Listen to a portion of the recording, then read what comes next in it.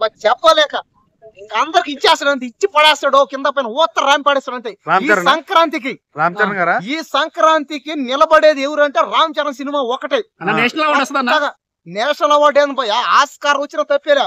ఎందుకంటే గతంలో triple R సినిమాకి ఆస్కార్ అవార్డు వచ్చిందా లేదా? వచ్చింది. కాబట్టి ఆ సినిమాకు ఈ సినిమా కూడా ఎందుకు రాదు?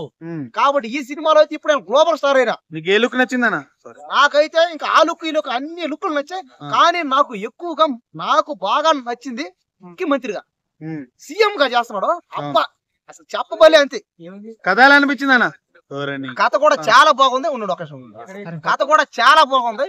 ఈ సినిమాలో కథ అయితే ఆ కథ అందరికి తెలియదులేండి, రకరకాలుగా ఉన్నారు. కానీ ట్రైలర్ బట్టే మనం అంచనా వేయచ్చు. నువ్వేమేసావు అంచనా? నేనేం వేసుకున్నాను అంటే ఇతను ఏంటంటే ఇతను కలెక్టర్ గా, ముఖ్యమంత్రిగా, రిపోర్టర్ గా, ఇంకా పోలీస్ గా చేస్తున్నాడు, ఇంకా వ్యవసాయం. ఒక తండ్రికి 2 కొడుకులు అంటున్నారు బయట. అదే కరెక్టే. ఒక తండ్రికి 2 కొడుకులు, మొత్తం 3 క్యారెక్టర్లు 4 క్యారెక్టర్లు అంటున్నారు. కానీ సినిమా చూసేంత వరకు ఏది చెప్పలేం.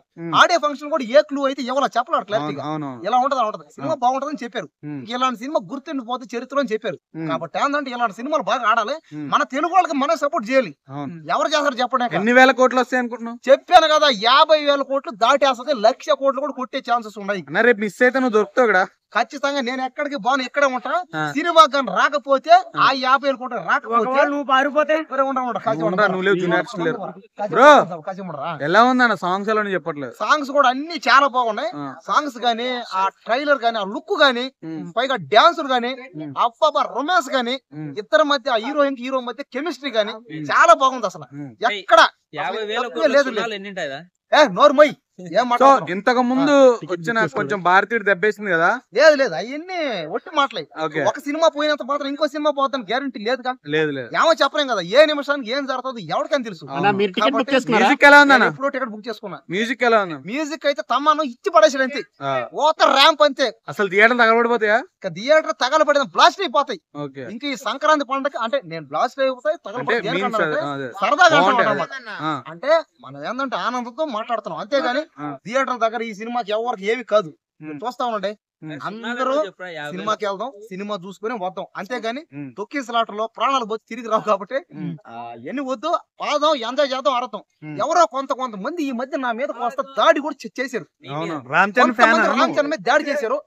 ఆ ఫ్యాన్స్ కూడా, అభిమానులు కూడా ఆ మాట్లాడే వాళ్ళు చెప్పేది ఒకటే, మీరు సినిమా టికెట్ కొనండి పోండి, మీ కాదు మీ దగ్గర డబ్బులు ఎక్కువ ఉన్నాయి కాబట్టి ఆ డబ్బులతో 10 మంది పేదవాళ్ళు టికెట్లు కూడా తీసేయండి.